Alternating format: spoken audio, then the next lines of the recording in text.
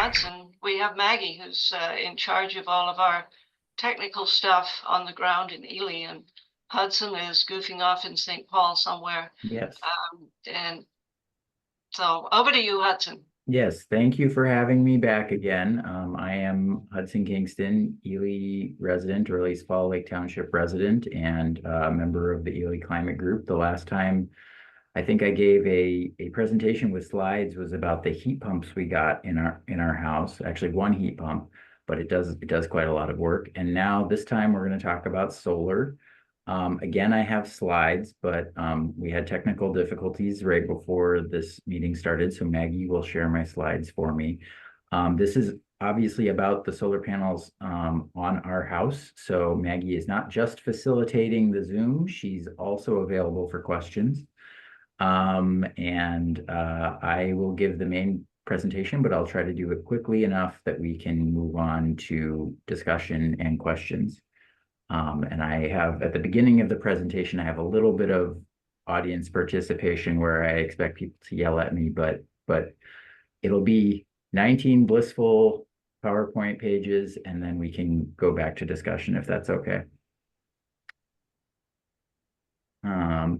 And I kept it pretty simple with the title, Rooftop Solar, Energy Where You Need It. And go ahead and move one over, Maggie. Okay, just quickly summarizing some of the great stuff that Ricky said in the presentation, which is available on YouTube if you did miss it.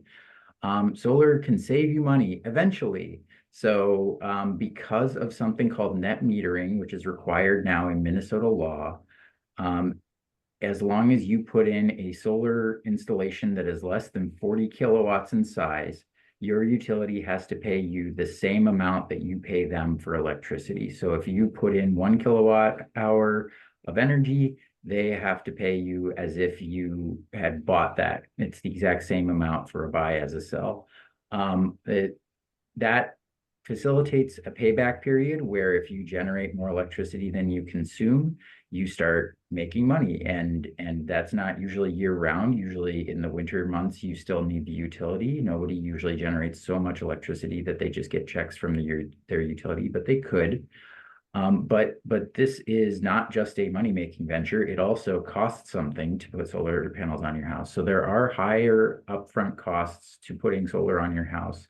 But then because of net metering, there's a payback period of about 10 years where your solar panels are saving you so much money off of what you would have otherwise paid that the solar panels pay for themselves. And around 10 years, it'll depend on your circumstances and how many panels you get. And then the panels continue to produce energy for an expected 20 to 30 years. So you dig yourself into a hole, but then you get out of it and you keep making generation after that. Solar is incentivized currently by federal tax breaks from the IRA of 30%.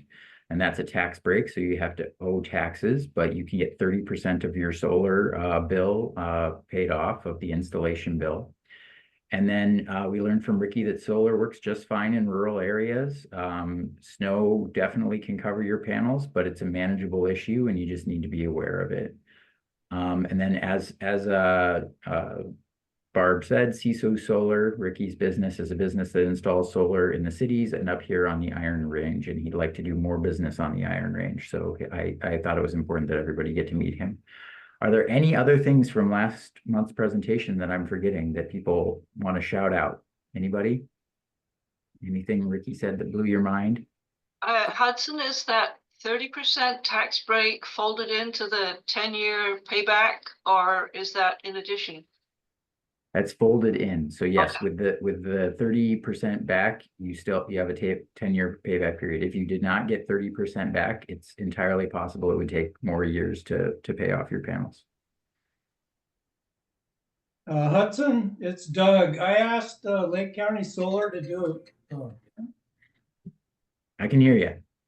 I started saying the wrong words and my phone's ringing. Okay, so I asked Two Harbors SWCD, Lake County SWCD, to call Ricky and confirm that what he said last meeting or the meeting that he presented at where there's a direct 30% rebate for government buildings. Yeah, Did I that is hear- also, that's a good one. Yes, Doug. So yes, under the IRA, the entities that don't pay taxes, such as nonprofits and municipal governments, can get the 30% as a direct pay. So they don't owe any taxes, but they can still get the 30% back, which is a new thing under the IRA. So yes, that is a great one from the last presentation that is worth repeating. Okay, thanks. Okay, and then Mike.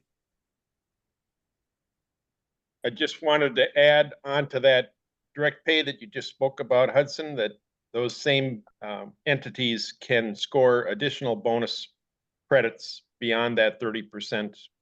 And it can add up all the way up to, goodness, I think 70 or 80% in the best case scenarios.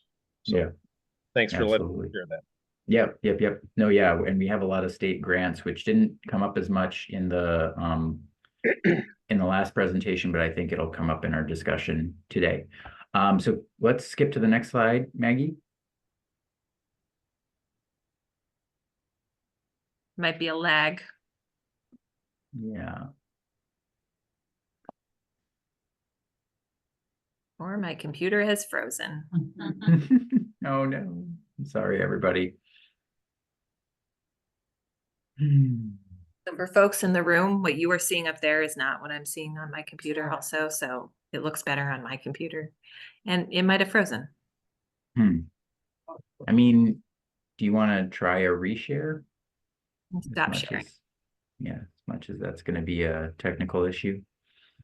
I'm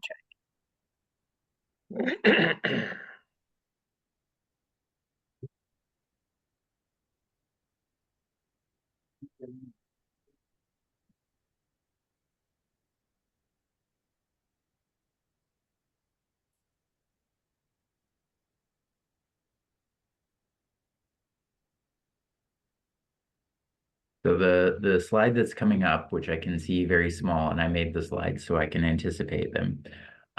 Why solar? So some of the reasons we already discussed are save some money, save the planet, self-reliance and local control or local industry, supporting local industry like Helene, who makes solar panels. Keeping money in your community, because if you're paying local members of your community to generate energy, you're not paying someone outside of your community for the same energy. The next bullet is for you off-grid folks. You hate the power company so much you want to be the power company. And then my last bullet is generating electricity without fuel or moving parts is kind of a miracle. Maybe that's just my opinion, but are there any other reasons people think you'd go solar, or am I missing anything from my list? This is my group participation. Mike? I feel like I have a little ringer I want to ring, but there's awesome health benefits from doing this as well. So the air pollution that comes from fossil fuel power plants can not only warm the planet, but create very significant health impacts. And this is a way to stop that. So thank you. Awesome. Absolutely. Yeah, and I think this just illustrates that there's a lot of benefits. There's a lot of ways to look at it. It's kind of, I hate to call things a win-win because people are usually selling you something when they say something's a win-win, but I feel like local solar does have a lot of hallmarks of that. Well, my next slide was to be called Why Grid Connected Solar. So we just talked about how great solar itself is, but grid connected solar is solar that is connected to your utility. And of course, electric utilities exist because we have a social compact that is law that these companies and entities have a unique ability to serve you electric power. So you don't have to buy electric power from them, but if you're going to buy it from anyone, you have to buy it from your utility. And the reason for this is that we have decided, I believe correctly, that electricity will be cheaper and more reliably provided if we only have one company doing this, as opposed to 20 or 100 or 1,000. Utilities are legal monopolies and a form of communism that seems to work quite well. And there are three different kinds of these utilities. So we have investor-owned utilities like Minnesota Power, who exist to generate profits for themselves and their shareholders. There are electric co-ops like Lake Country Power, who exist to serve their member owners, and they are actually nonprofit organizations. And then there are municipal utilities like the Ely utility, which is a political unit of government that exists to serve its residents. So we have for-profit companies and nonprofits all mixed in together doing the same thing. And the great thing about connecting your solar panels to that system is you are giving your electrons to your neighbors. Without having the need for batteries, without needing to really think about it, you are putting juice onto the system, and then that's getting used by the person in the house next door to you or down the street. It goes into the distribution grid and it gets used in your community. It does not get trucked off to Nevada. It does not get put on a transmission line. It really gets used in your community.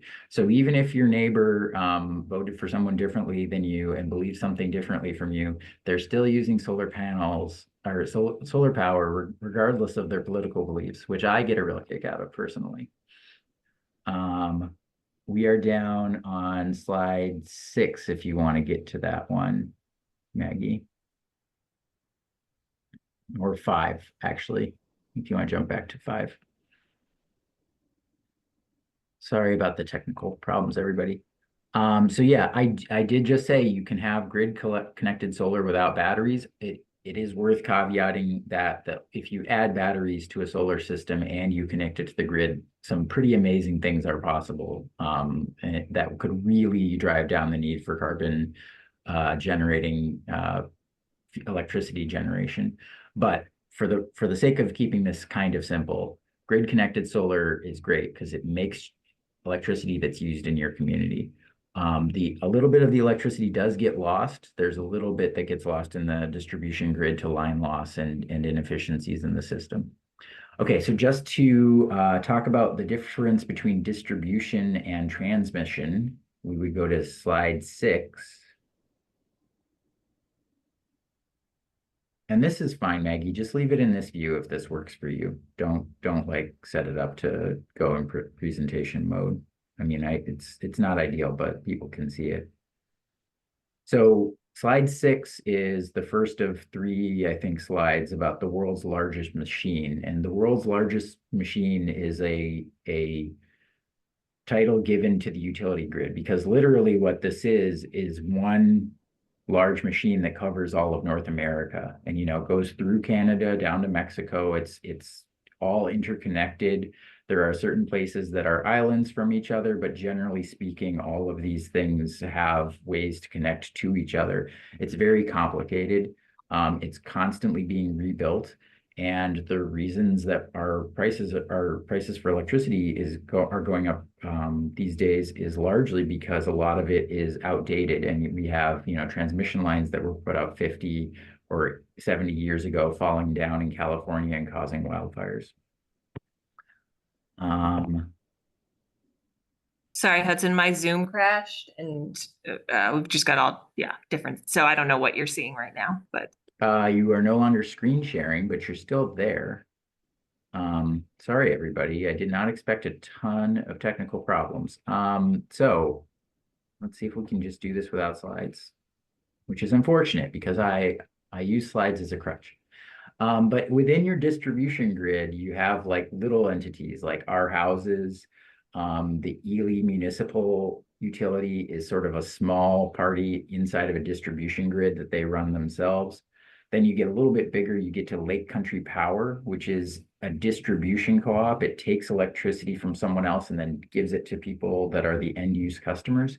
And then at the top of this like very complicated system, there are entities like Minnesota Power or Great River Energy that do generation and transmission, and then they also do distribution. Great River Energy doesn't do distribution. Anyway, a visual aid would have been helpful in clarifying this issue, but there's just a lot of different types of parties and partners in this. And we're all at different levels of one giant interconnected system. So why does rooftop solar make sense in this giant system? Generating and moving electricity is very expensive, and it requires building surplus capacity to meet all sorts of needs and surges in demand. Coal plants, for example, lose 68% of its energy to thermodynamics. So like a coal plant, when it's burning coal and operating correctly, it's only producing 32% of what its fuel puts out in heat as electricity. They're very inefficient. Transmission lines are not that inefficient, but they lose a consistent amount of electricity to line loss. So across the whole system, they're losing 5% of the electricity all the time. And maintaining these giant pieces of infrastructure is expensive, and when they fail, it can be a tragedy, such as wildfires caused by power lines falling down. In addition to that, in order to get to the green revolution we've been promised, we need to build a bunch more transmission lines, arguably, and transmission lines take at least a decade to get permits for and actually build, and they cost billions of dollars, which is paid for by people like you and me. You know, when they say a project is a $4 billion transmission line, they mean that utility ratepayers like you are going to pay $4 billion for that transmission line over a period of time. So getting utility permission to interconnect solar panels on your rooftop is a lot easier than building one of those transmission lines. As much as those transmission lines are needed, they engender a lot of opposition, and not the same way as putting a bunch of little solar panels on a bunch of little buildings does. And an example of how those two things relate to each other is that in 2024, a very big dirty gas plant in Maine was shut down permanently. I'm on slide 9 if you want to jump to that. Was shut down permanently because it was no longer needed in Maine because of the amount of rooftop generation in the wintertime that offset the need for this peaking gas plant. So you can really, with just little tiny solar systems on people's roofs, offset the need for very, very big infrastructure. You can just defer those things and you can focus on the distribution grid instead and save yourself quite a lot of money. So if you go to slide 10, you'll see here a map where they estimated how much of a state's generation could be met with just putting solar panels on buildings. And you'll see Maine, my example from the last slide, 63%. Like they have a really good amount of solar availability to the need and to the size of their state. California, on the other side, has a lot of rooftops in California. They have 75%, and Minnesota is sitting pretty at nearly 40% potential for generation. So if we could actually, right now, you know, we are meeting perhaps 1% of our statewide need with rooftop generation. I would say it's actually quite a lot less than 1%. And we could actually, by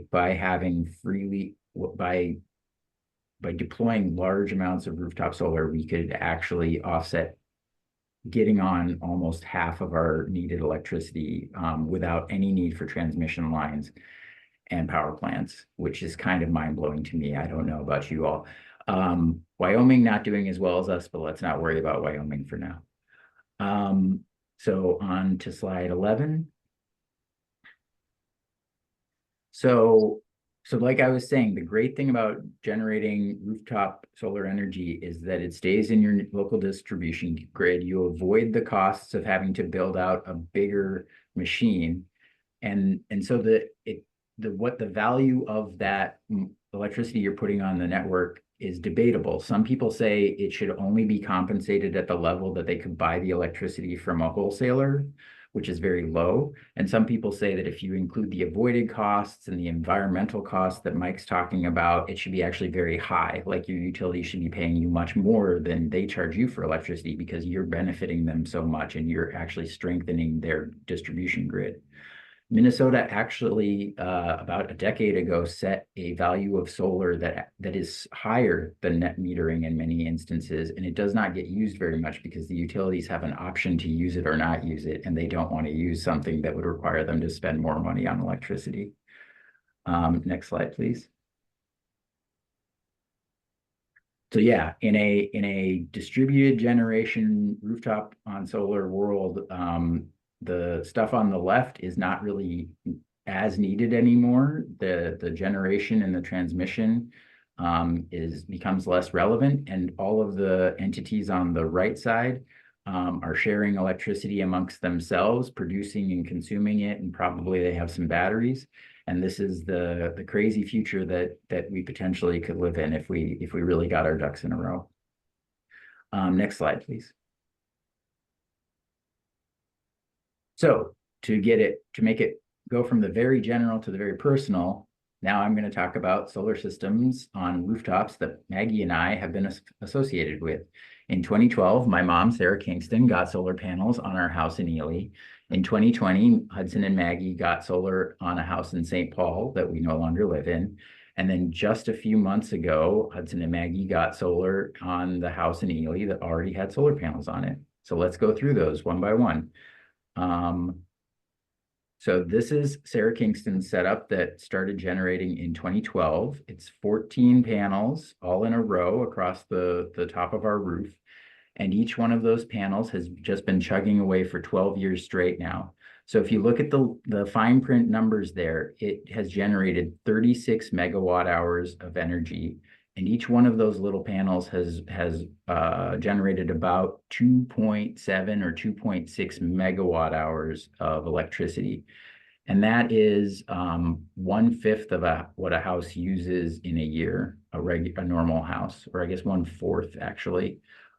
So each one of those panels over a 12-year span produced an extremely impressive, I would say, amount of electricity for a little tiny, inert thing that's not doing anything. The one that's black there, we actually replaced an inverter a couple months ago, so that messed up his numbers because it now has a new inverter, and the system started counting from the beginning with that one. But all of the panels to date have produced a very large amount of electricity. Go to the next slide. And then this is our house in St. Paul. In 2020, we got 13 panels on a house. And this is really high up, although you do see trees in this area. There's no tree shading at all. St. Paul is not the sunniest place on the planet. It's not Arizona, but it is a little bit sunnier than I think it is in Ely. We did get snow on the panels occasionally, but that sheeted off very effectively whenever it warmed up. So it sheeted off pretty consistently without having to try to remove any snow. And as a result, over a little more than 3 years, we produced almost 16 megawatt hours of energy. So that's, I would also say, a really large amount of energy for things that are just sitting on your roof, not doing anything. And then next slide, please. 2 months ago, you might be noticing a pattern here of solar panel addiction, because 2 months ago, we, with the help of Ricky, installed 33 more panels on our house. And this is just a layout of what they look like. And in the past 2 months, while it's been November and December, it's been extremely cloudy. There's been very short days, and there was snow on them. We have produced a grand total of 190 kilowatt hours of electricity, which is basically nothing, which I also said in the December presentation. So next slide, please. So I guess the philosophical question is, when is the best time to get solar panels? And I would say the best answer to that is 12 years ago. And the second best answer is now.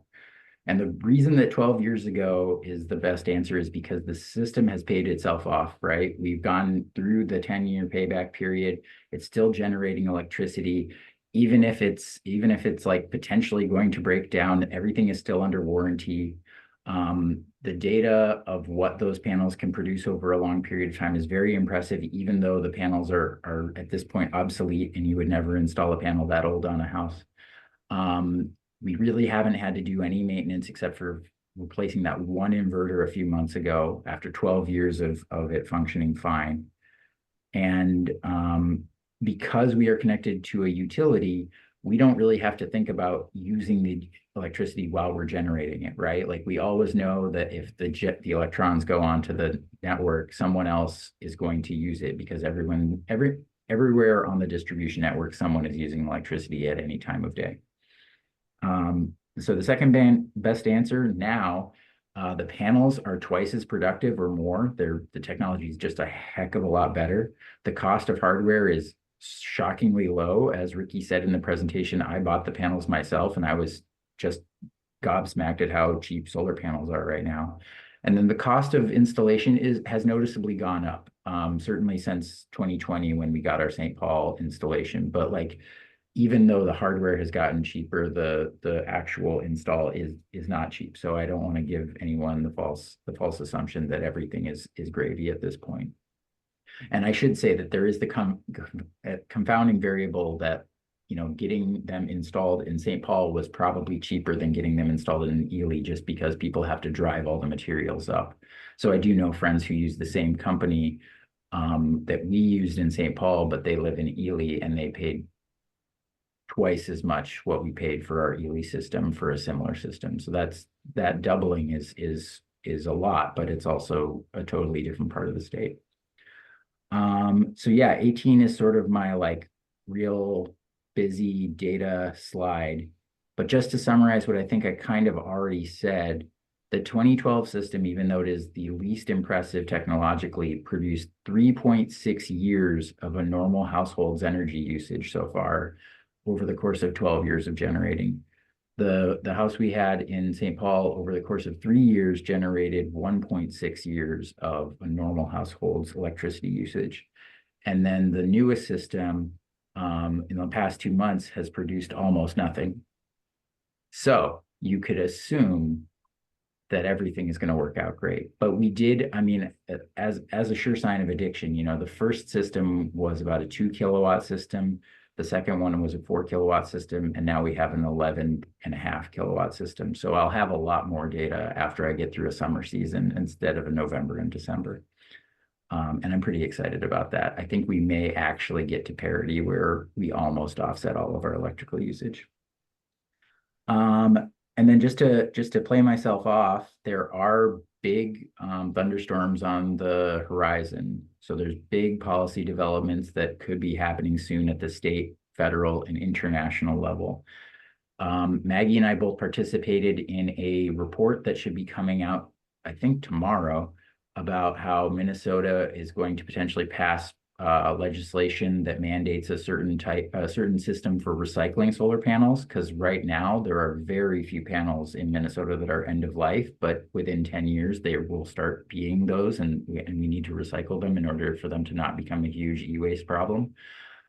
Imports, Joe Biden actually increased tariffs on solar panels. That happened on January 1st, and Donald Trump has said he's going to do it even more. So they will be more expensive to import. But if you put 100% tariff on something that's really cheap, then you just have something that's twice as expensive as really cheap. So I question how high the tariffs can go before they actually really impact the imports. The tax rebate, the 30% thing that Mike and I talked about, could be in danger. They are currently guaranteed under the IRA through the 2030s, but they could be on the chopping block if the Republicans want to save a lot of money in order to pay for other types of tax cuts. And then in terms of valuing solar, there has been a lot of talk about getting rid of net metering in this legislative session. There's been a lot of signaling about people trying to get rid of it. We can talk about politics if we must, but I just don't think that this legislative session is going to pass anything interesting at all. So I doubt very much that that's going to be successful, but I am not sure. So I think we can stop screen sharing for now. Thank you for listening to me. I'm really sorry about the repeated technical difficulties. Obviously, Maggie and I need to talk to our IT department. But hopefully there was some useful information there, and I would love to hear if there's folks who want to comment either on the Zoom or people who are in the room who had questions or thoughts about getting solar on your house. Question. My name's Lori. By the way, I'm new to this group. Sorry, hold on. Can you hear Lori? I can hear Lori. Okay, great. I just had a question about the cost of installation and if there's any possibility that if multiple homeowners were kind of collaborating, if you will, for installation, if that would be some way to get some savings to the homeowners for installation in Ely, being its location. Yeah. I want to make clear that I did not ask Lori to ask that question, but that's a really exciting question. Thank you, Lori. You're welcome. You were describing a solar cooperative.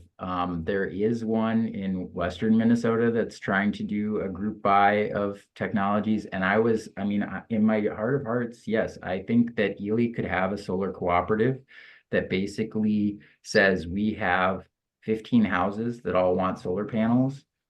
And you tell companies like Ricky's company, you will now bid for our business, and that would cause them to bid down their bids, right? So like it actually is, we could conceivably start a solar cooperative. You could buy the hardware up front so that cost is already, like you've already reduced that cost, and then you ask the solar companies to bid for what is a very big job for them, and then they don't have to worry about doing the sales rep stuff that they have to do. It saves them a lot of time in terms of selling individual systems to individual householders. And then they can reduce their costs as a result of that. So yes, Lori, you're absolutely right. That's the way to do it. Could I just add to that a little bit? Even if you're not gonna do a type of cooperative agreement, even if two neighbors right next to each other wanted to do solar, you think that would make it much easier for the installer, and they could probably save money that way too. Yeah, I mean, it's like if companies coming to pave your driveway and they'll like give you a huge bump if you can talk your neighbor into paving their driveway. Okay. This is the same thing. Yeah.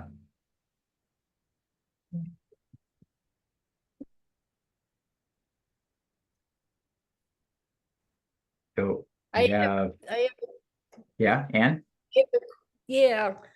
Um, in the latest Lake Country Power newsletter, Bach took issue with the fact that when when you're selling your generated solar back to the Lake Country Power, that you get paid the same as you are charged. And his complaint was that he could buy that electricity, or he does buy it cheaper from Great River Energy. So actually he's paying more than he would have to do if he was buying it from another source. Yeah. Yeah. So that's exactly what I was talking about, how there are these rumblings about trying to attack net metering and get rid of that law. That newsletter you received is exactly the type of argument that they're trying to use to get rid of net metering. And I would argue that there's a grain of truth in what he's saying, but also he doesn't have a better proposal. So he wants to destroy something, but he doesn't have like a plan for like making it better. He just doesn't want the thing to be there anymore. But I definitely think that co-ops should be able to keep their books balanced, right? If all of us got solar panels, if every Lake Country Power customer got solar panels, we would have to get rid of net metering, and we would have to change the way that people interact with their co-op. But I think we would do that. For the time being, very few people have solar panels, and it's not actually destroying the co-op's finances. So there's certainly a grain of truth in what he's saying, that if the unthinkable happened and we had a green energy revolution, we would have to change a few things. But if we're selling it back to Lake Country Power, they're still selling it again. So yeah, it's a wash really for them. Losing anything on it? He's saying that he gets no profit, and and they are a nonprofit, but what they do with that margin is they maintain the distribution grid. So that's the grain of truth. He's right that if they lose that margin between buying it low and selling it high, then they won't be there to come fix or to come cut the tree off of your line when there's a big storm. So I mean, he's right that they currently have a system that doesn't account for net metering, and that's why he would like to get rid of net metering. But we just need to build a better system as opposed to just getting rid of something. Would be my counter proposal to that. But we do pay a fixed fee for maintenance and the whole thing apart from our metering, Yeah, apart from what we are used, we also pay a fixed fee of 40 something a month, I think. yeah, So I guess yeah. my argument was we're paying, he's getting Yeah. something for that. Co-ops specifically have a connection fee that they can set at whatever they want. So like, you're right, he actually does have a mechanism that would solve this problem without a change in the law. Okay, Ann, I'm gonna go to somebody else. Okay. Okay, Mike, do you want to jump in? If I may, I'll add a little bit more to that because I have a home that's in co-op light and power territory that has solar. And so we pay a grid access charge of $21 a month. That is in addition to the base charge that you were just talking about. And that's supposed to help make up for that. But one of the things that Mark Bach didn't tell you was that he can buy the electricity cheaper from Great River Energy, but he's not buying necessarily clean electricity. And if you factor in how much the pollution costs to society from the dirty energy that Great River Energy is still buying, then it's a different story. One other thing I'm going to share is that my wife is going to cringe when I say this, but bigger's better. And so if you're going to buy solar, you may want to be careful not to buy too tiny of a system and just dip your toe in the water, because there is hardware that you have to buy, whether it's smaller or bigger. And there's costs to install it, whether it's smaller or bigger.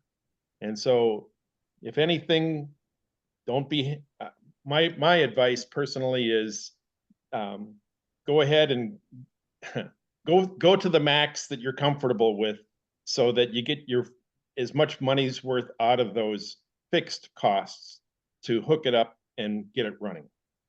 And the very last thing I'll share is that in our business, I put solar on our business in 2018. I sold the business in 2021, and the tax credit that I got was reversed because you have to have, you can't sell and you can't get the tax credit to work if you don't maintain ownership, at least on a business. Hudson, you're an attorney, you might have an idea on this, but if you've got a home that you're getting ready to sell, I don't know that it's really smart to put solar on it. I'll just finish by saying that. Yeah, I didn't know about the taxes getting taken back, or the rebate getting taken back. We didn't, as far as I know, we didn't get caught by the IRS with that when we sold our house. Okay, may but just be yeah. it might be a business Yeah, thing. yeah. And to Mike's point, with this newest setup we did, I think I started at wanting to put on 18 panels, and then it was 22, and then it was 33. And like he's saying, just getting them to come and install the panels has a high enough cost that you want to have as many freaking panels as you can justify within reason. You don't want to put them in totally marginal places. In the room, I think we have a question or statement. I'll do a question. Hudson, I think I mentioned once before at another meeting about how a lot of batteries are not recycled, or they're not recyclable. And you just mentioned that the solar panels are recyclable. How are they recyclable? Yeah, so right now there are a couple companies doing it in the US successfully. They take them down to Texas. They separate them. I think they hand separate them, and they grind the glass and recycle it. And then they take the metal components and the silicon wafers and separate those things out. And then there's different recycling processes for each of those. I believe that the metal has a lot of gold and silver in it. So I think what they're doing is they're sort of re-smelting it. I think they melt it down and suck out the high value metals that they can. With batteries, your lead acid battery from your car gets recycled into bullets, makes the world go round. It's wonderful. But the newer types of batteries, they definitely are, the recycling on like lithium batteries is pretty bad right now. I just want to be honest about that. You know, there are some places that claim to recycle lithium ion batteries, and they're really going for like the 2 or 3 most valuable metals, and then they're melting the rest of it into slag. And you know, that's recycling, but you know, they do dispose of quite a lot of it, and they don't recover the lithium and things like that. There's a huge technological race to solve that problem, and most people agree that they need to start designing batteries at the front end so that they can be better recycled at the back end. And there's just a huge discussion about that now. But yeah, right now, a lot of the lithium ion batteries that we use currently in our phones, in our precious e-cigarettes, in all of these things, are not really designed well to be taken apart or recycled. So that is a dirty secret of the batteries that we rely on right now. Okay, let me just mention too, I don't want to dwell on negative things here because we want to promote this. But the lead acid batteries, I don't know what the percentage is, but a certain percentage of those goes to poor villages in Africa where the people burn the batteries and open fires and they're all getting sick and they all get cancer. Yeah, we get the lead back, but it's not a clean thing to do. And I wonder what they're even doing in Texas for cleanly recycling. Yeah. Yeah, I mean, I definitely think that that has happened in the past. I do think that the lead acid battery system has been largely, it's largely controlled by very large companies. So there would be a lot less of like shipping a lead acid battery to the other side of the planet is frightfully expensive compared to Right. just driving it to Canada and putting it in a lead smelter, which is what they normally do.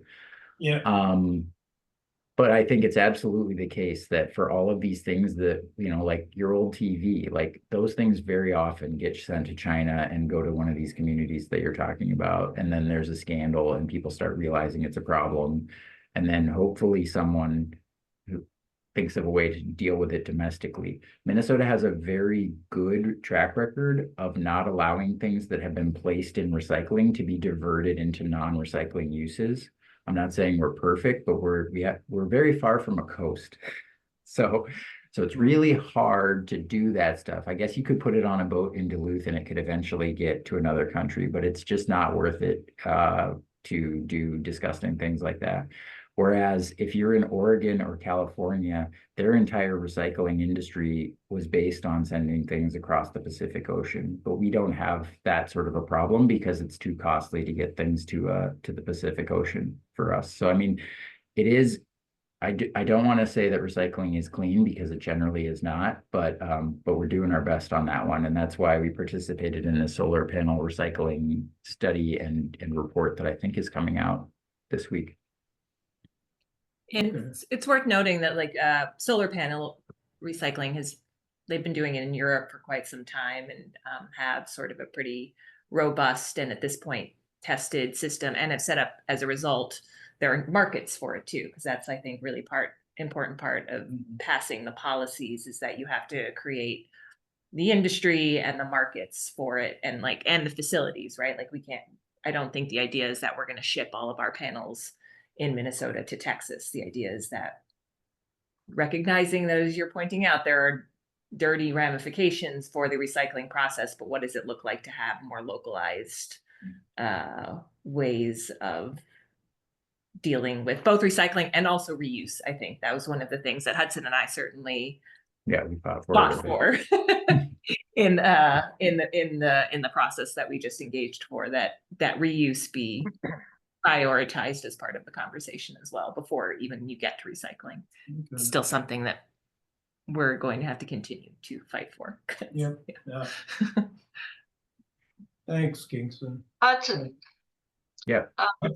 This net metering seems to be a really important thing. But I think that many states don't allow net metering, or they have very strict rules that are in the favor of the utility and not the solar power homes. Do you want to say anything about how those arise and and how stable you think our net metering in Minnesota is going to be? Good question. Yeah, yeah, definitely. Well, we've certainly had net metering for this, modern era of solar panels. The entire time, the last 12 years that we've had panels on our house, it's been under the net metering law. I don't remember when it was passed. It is the case that, yeah, in states like Arizona, where they could arguably get 100% of their generation from solar, they are keeping coal plants alive because they have extremely bad payback rates for solar panels. So the utilities there are in no way required to pay people what it would cost them to generate and sell the energy. I believe that our neighboring states maybe do have net metering. I think Wisconsin does anyway. And yeah, I mean, if it was taken away with nothing else to replace it, I mean, I think we could definitely see an erosion of small businesses like Ricky's. Like the solar industry would not go away, but it would pivot away from putting solar panels on people's roofs towards really big facilities owned by the utility, because the utility is perfectly happy with solar if they own it, because then they make all of the money off of selling the electricity, of course.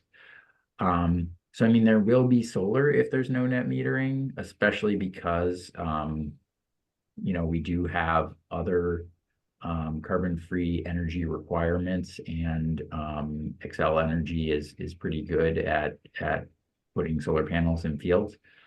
But I think net metering is absolutely vital if you're trying to grow the rooftop solar industry, which provides pretty good jobs. It allows people like Ricky to start a small business and try to serve rural communities. And he's going up against larger companies for sure. But they're all sort of, trying to create their own specialty, and it's all being supported by a policy like net metering. So I do think it will have its champions in the legislature. I would be surprised with the current legislature and governor if net metering went away in the next 2 years. But the fact that Lake Country Power and others think that they are going to get rid of it this session indicates that they have a different calculus than I do. Would they be grandfathered in, people that had panels put on already? That would be entirely up to the legislature in how they got rid of it. But yes, in some states where they've gotten rid of net metering, people have gotten in before the change in law, and they allowed them to keep having the favorable rate. But there's no guarantee that that's how it would work. It would be up to the legislature to either keep that for people who already had it or not. I think we got Jeff. Yeah, just a little question on a different tangent, different than the net metering. We live here in the North Woods. Okay, so a lot of people are a little outside of Sheridan Street and Ely, remote areas. Could you comment a little bit about the idea of doing rooftop solar to disconnect more from the grid, and people who are, I mean, there are people around Ely that are just plain off the grid, Yep. which is about the greenest way you can go. An ideal world would be if you could be generating your own power and use the grid when you needed to or whatever. It's probably not very workable, but what about just using solar and getting off the grid? Yeah. Yeah, I mean, I might defer to Doug, who's sitting there in the room right now and lives in an off-grid house, if he wants to talk a little bit about that. I'm gonna dabble in that because I just bought a big battery to put in my garage, but I'm not an expert. Doug, do you want to respond to the idea of just saying goodbye to your utility company? Yeah, I'm happy I don't have any utility bills. But I learn as much from these meetings as anybody else. I've got a real small system I put in 15 years ago, or maybe 12, I forget how many years ago, but it still works really good. It was high quality stuff. It's only a 1.1 kilowatt system. and I think I mentioned it at another meeting, you know, most people, I think in the group here, probably use 300 kilowatts a day on average, whereas I use 3 kilowatts a day. So the big difference for me is, you know, I heat my house solely with wood. Most people wouldn't be able to have that small system and still, you know, have, you know, lighting, communication, tools, refrigeration for food, things like that. I figured out how to do all that with very little, you know, electricity, and it works. Even in winter, it doesn't work so great. If you had to have somebody in and out of the house and not pay attention to the system, it probably wouldn't work in winter. I spend quite a bit of time with a headlamp in winter.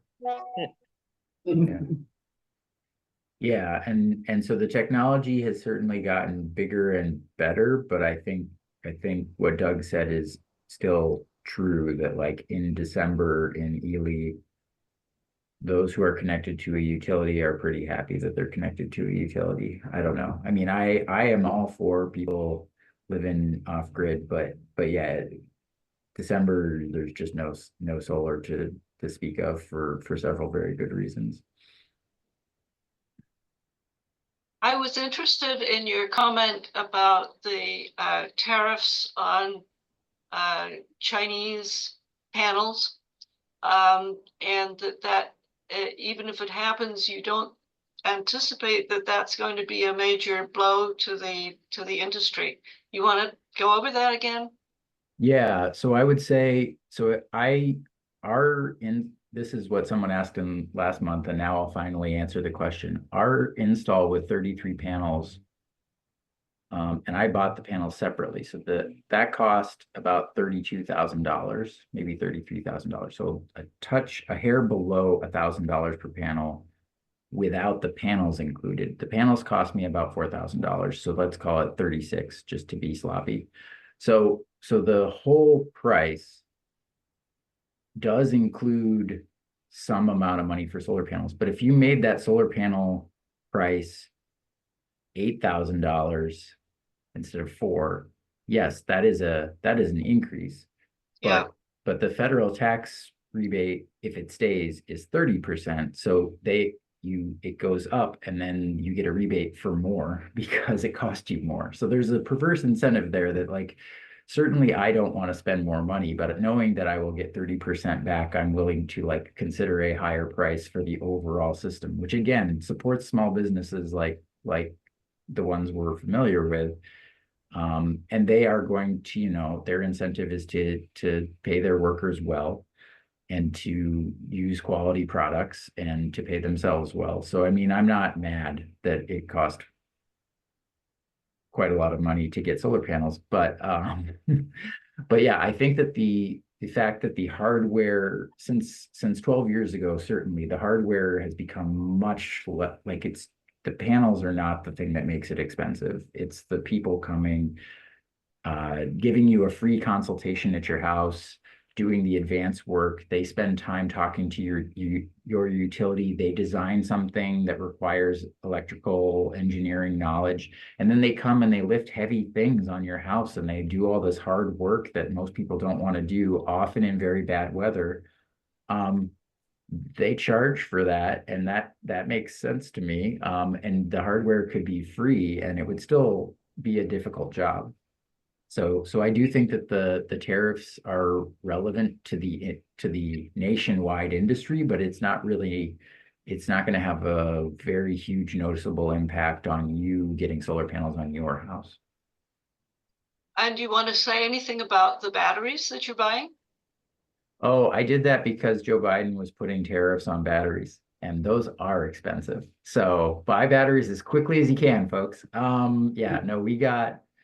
So Doug has a 1.1 kilowatt hour system. We now have a 14 kilowatt battery waiting for me to take it out of the box. And I have additional solar panels, which I'm going to use with that battery to create an off-grid system. But unlike Doug, I'm not going to use it to keep myself alive because I am a coward. So I'm just going to do it to see if I can do it and potentially to integrate it with our electric cars.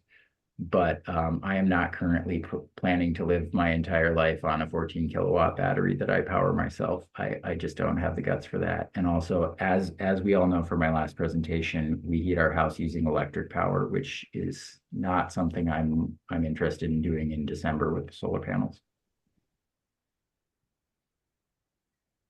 You have more questions? No, just a note, it's not a question. A friend of mine recently bought one of the larger Ford electric trucks, and it has 130 kilowatt battery, which I'm sure weighs a ton. Oh, more than a ton. Yeah. Oh, Yeah. So for the record, your friend's truck has, compared to your house, it's like, well over 100 times the size of the battery you use at your house. Yeah, we can talk later about whether it's a good idea for everyone to own Ford Lightning, but not while I'm being recorded. okay. Okay, I think we should thank Hudson and Maggie and Bill, our host, and say that's it for this time, and see you all next month. Thank you, Hudson. Thank you. Thank you.